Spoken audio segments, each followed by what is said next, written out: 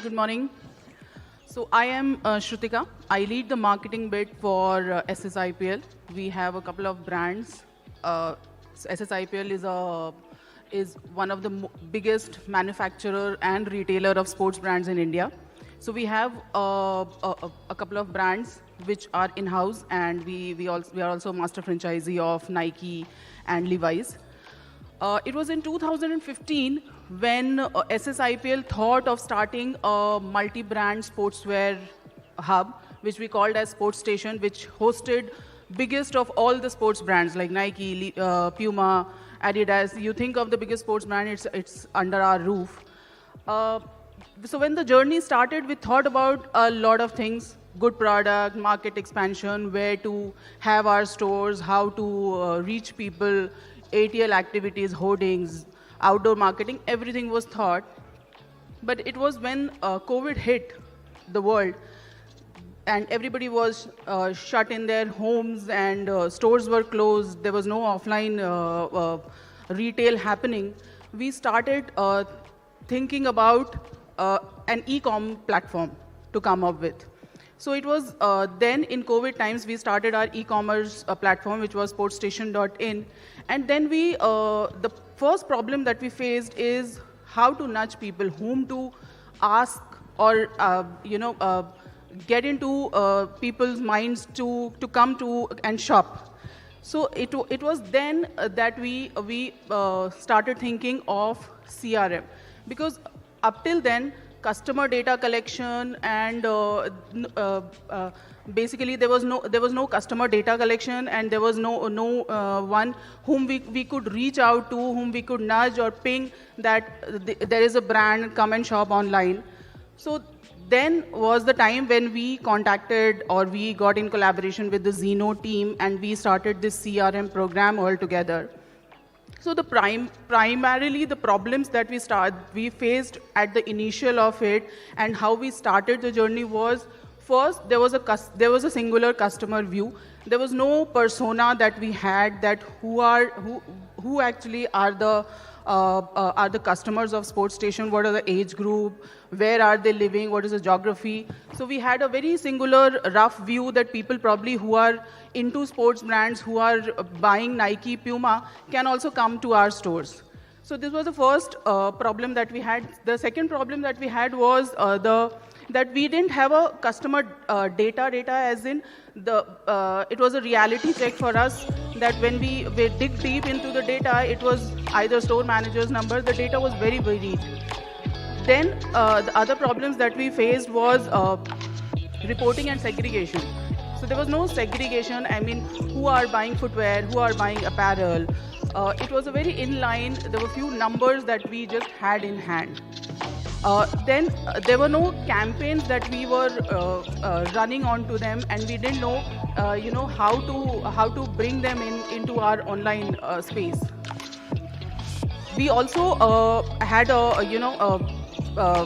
as I said, we didn't have an e-commerce platform by then, and then it was in COVID times that we started building an e-commerce platform. And then we started to build a 360-degree persona of our customers. And we started a blanket of communication. Up till then, we were only running through SMSs, and it was just a one-sided conversion, and we didn't know how many of them are coming back and what are they shopping, and the way we are reaching them, it's productive or not. So I would like to then hand it over to Rishabh. He will take you through how we designed the campaigns and how we started this journey. Thanks, Shrutika. Hi guys, my name is Rishabh. I lead the enterprise sales division at Xeno. So we've actively been working, and all the problem statements that Shrutika just mentioned were after obviously digging deeper into multiple calls, and that's where we were able to figure out what are the primary problem statements that Sports Station is facing at this point of time, right? A quick summary of Xeno. So Xeno is a marketing-focused CRM. What we essentially do is help specifically in the retail world, all kinds of brands, omni-channel brands, offline brands, D2C brands, with solving the problem of retention business, right? So all of our products, flagship products, the team technology, everybody is focused towards bringing just one solution to the problem of retention business, right? Now, just quickly taking you through how, like Shrutika rightly mentioned, how we started this journey back in 2021 of March, when the brand was sitting at a total database of only 30%, right? Then moving on to July, we started collecting more data, a lot of implementation that I'll quickly talk about later in this presentation. Your data collection improved to about 50%. August 21, we start with level 1 personalization, which is mostly about location, store name, and that kind of segmentation, to then moving on to November 21, where we implemented e-receipts as an initiative. This was more about data collection and how the pitch at the outlet changed from, sir, can I get your phone number, to, the brand is going green, and, if you could share your phone number, we can give you an e-receipt, or, that you can later utilize, for probably a warranty or anything like that, right? So just because the pitch changed, data collection numbers started soaring, and, by the end of, we almost hit year, recently, and, from that point, 30% data collection, we've reached a healthy 70+% data collection at this point, right? So just taking you quickly over how we were able to, the problem statements that Shrutika mentioned earlier, how we were able to pick all of these individually and then solve these problems for her, right? Success of any CRM program would not be possible until unless there is a solid data ecosystem, right? So the first problem to solve, which is actually not a gambit of the CRM ecosystem, right? I mean, data is obviously important, but that's not the solution that the software needs to solve for. So, but we still took on that initiative, started with generating customer data through the e-receipt solution that I just mentioned, also incentivizing internal teams, the right kind of reporting, automated emails reaching 10 a.m. in the inbox, top outlets with data collection, bottom outlets, data collection, stuff like that. Then bringing all of this data into one singular place, right? Consolidating online, offline, everything in one place, building a single customer view, developing deeper customer understanding. This obviously is a quick summary, so I'll skip this without wasting much time. Generating customer data is something that I mentioned already. That is something that we were able to partner with an e-receipt solution, Carnival, and were able to push the numbers from a meager 30% to a healthy 75+ within a year. The next step from here on, once we were able to bring this data into the system, was how do we develop deeper customer understanding, right?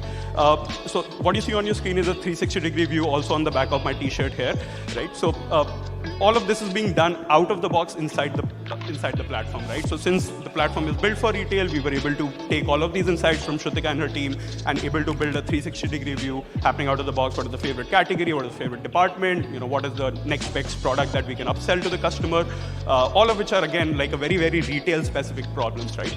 Sorry, Rishabh. Yeah, please.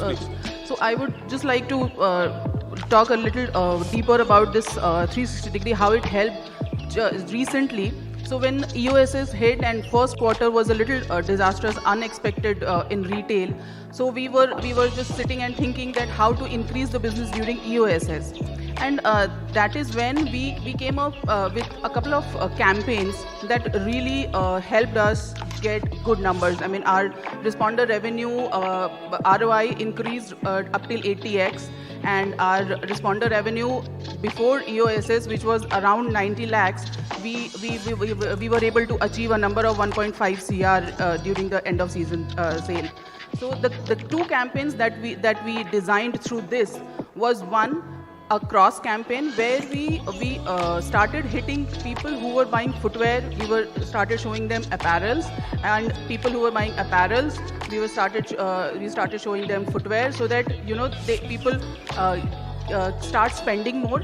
And then we came up with a look campaign, which helped us get bigger bill values. So our ticket size increased because people who were spending average 3,000 on our website, we started showing them buy a look for say 5,000, 6,000. So these two campaigns were really helpful, and it came up with this 360-degree concept. Sure. So I'm aware we're running out of time, so I'm just going to wrap this up within a minute and 30 seconds. We obviously at this point, like Shrutika mentioned, we were able to do these unique campaigns and really able to get an uplift. 6 months into that journey, we were also able to start a loyalty program, a very basic tier-based loyalty program. As we go ahead, we're planning to set up a subscription-based program as we gather more data from the customers. Customer experience through relevant communication, right? So all of the communication happening to customers for Sports Station is now personalized, probably with their name, with the store name, the city, location, wherever they're placing an order from. 20 different metrics that we can personalize it through the platform. Then obviously talking about what were the end results that we were able to get for the brand, right? So a simple KPI of A/B test, simple campaign tracking methodology of A/B testing. 90% of the consumers get personalized communication, 10% don't. We compare both of them and are able to figure out what is the incrementality that the platform is able to, or the campaigns sent through personalization are able to bring for the brand.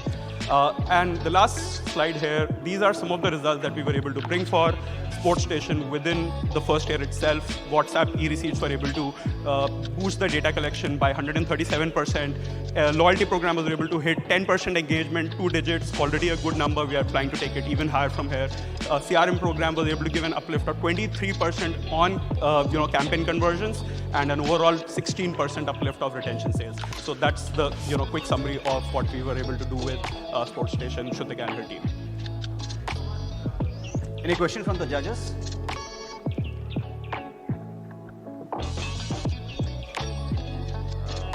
So what was the investment prior to these guys taking over?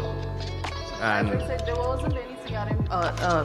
As I said, there wasn't any CRM program before that. It was only during COVID, when people were locked at home, we started thinking on our e-commerce platform. And then at that time, we didn't know, because the customer data was equivalent to no data. Correct. So then we started thinking on the lines of e-commerce and CRM and loyalty. And that is what carves us way ahead also, because now when we have got the basic structure there, now we are thinking to keep our closer ones closer, and we are thinking on the lines of subscription, loyalty, and we are starting very soon. We are going to start our customer journey, where will hold the customers for at least 70 days from the day he shops.